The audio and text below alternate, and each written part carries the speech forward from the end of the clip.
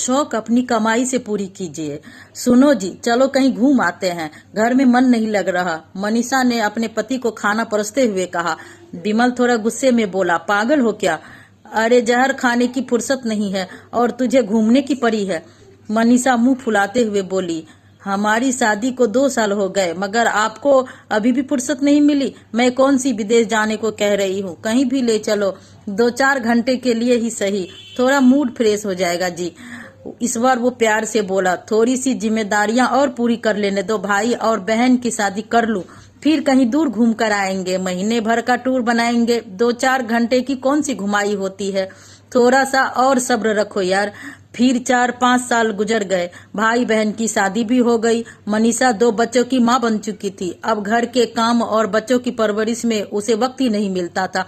अब शौक कम हो गए थे। उधर विमल 2 पैसे जोड़ने में लग गया, बच्चे बड़े हो गए, उनकी पढ़ाई और भविष्य के लिए सपने बुने जाने लगे। एक ढंग का घर बनाना था, 1-2 प्लॉट भी खरीदने थे। इसके अलावा जिंदगी कुछ भी सोचने का मौका नहीं दे रही थी। शादी के बाद उम्र बहुत तेजी से भागती है।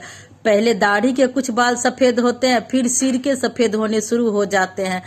व्यक्ति सिर में कलर लगाकर और क्लीन शेव कर कर सफेदी रोकने की कोशिश करता है, मगर कुछ सालों बाद जब वह 2 महीने कलर नहीं करता है तब उसे पता चलता है कि बालों की फसल तो पूरी तरह पककर सफेद हो चुकी है। सुंदर सा घर बनाने और 1-2 प्लॉट खरीदने का सपना भी सपना बनकर रह गया है। बच्चों की पढ़ाई और घर खर्च ही पूरा नहीं हो पाता था। बच्चे बड़े हो गई थी, इसलिए उनकी शादी की फिक्र होने लगी थी। जैसे तैसे दोनों लड़कों की शादी की। शादी में थोड़ा कर्ज हो गया था, कुछ वर्ष कर्ज उतारने में लग गए। बच्चे कमाने के लिए दूसरे शहर में चले गए, साथ में अपनी पत्नी और बच्चों को भी ले गए।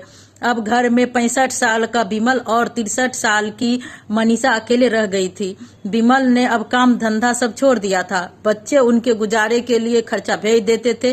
तब एक दिन विमल बोला, कहीं घूमने चले क्या? मनीषा बोली, जब घूम कर मस्ती करने और दुनिया देखने की उम्र थी तब आपके पास फुर्सत नहीं थी। अब तो 2 कदम चलते ही सांस फूलने लगती है, घुटने दर्द करने लगते हैं। विमल बोला, पैदल चलना जरूरी है क्या? हम ऑटो या किसी और साधन में बैठकर नहीं घूम सकते? मना मत करो, अब तुम्हारे साथ थोड़ा जीना चाहता हूँ, थोड़ा सा हंसना चाहता हूँ। सारी उम्र जिम्मेदारी को निभाने में गुजर गई, कम वक्त फुर्सत न मिल पाई। बच्चों को बड़ा करने में, उन्हें काबिल बनाने में और उनकी शादी करने में ही उम्र बीत गई। खुद के लिए जीने का वक्त ही नहीं मिला, मगर अब भी कुछ नहीं बिगड़ा। चलो न यार, यूं घर में बैठे बैठे बोर हो जाता हूँ। पता नहीं तुम औरतें कैसे पूरी जिंदगी 4 दीवारी के भीतर रहकर गुजार देती हो। मनीषा बोली, मगर खर्चा कहाँ से लाओगे? दोनों बेटे 3-3 हजार रुपये महीने के भेजते हैं। उन 6,000 रुपयों में घर खर्च और हम दोनों की दवाई भी मुश्किल से आ पाती है। विमल बोला, घूमने के लिए बेटों से अलग से पैसे मांग लूंगा। जब उन्हें हमारे घूमने जाने के प्लान के बारे में पता चलेगा तब वो दोनों बहुत खुश होंगे।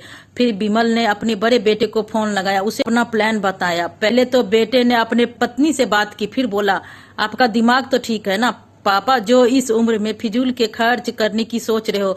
अरे यहाँ तो घर चलाना ही मुश्किल हो रहा है और आपको मटर गश्ती की सूझ रही है। मेरे लिए तो आपको हर महीने 3,000 रुपया भेजना ही बहुत कठिन हो रहा है। मैं उनके अलावा 1 पैसा भी ज्यादा नहीं भेज पाऊंगा, आप छोटों से पूछ लो। विमल ने छोटे बेटे को अपना प्रोग्राम बताया, तब उसने फोन अपनी पत्नी के हाथ में दे दी। उसकी पत्नी बोली, पापा जी, अगर बुढ़ापे में तफरी ही करनी थी तो अब आपको कुछ बचत करनी चाहिए थी। यहाँ इनकी कमाई से हमारा गुजारा ही नहीं हो पा रहा है, हम आपकी फिजूल खर्चों के लिए पैसे कहाँ से देंगे?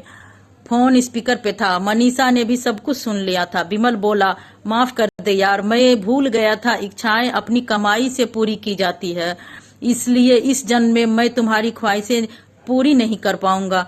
अगर अगले जन्म में हम साथ हुए तो मैं वादा करता हूँ थोड़ा सा हम अपने लिए भी जिएंगे। यह कहानी आपको कैसी लगी कमेंट में जरूर बताएं।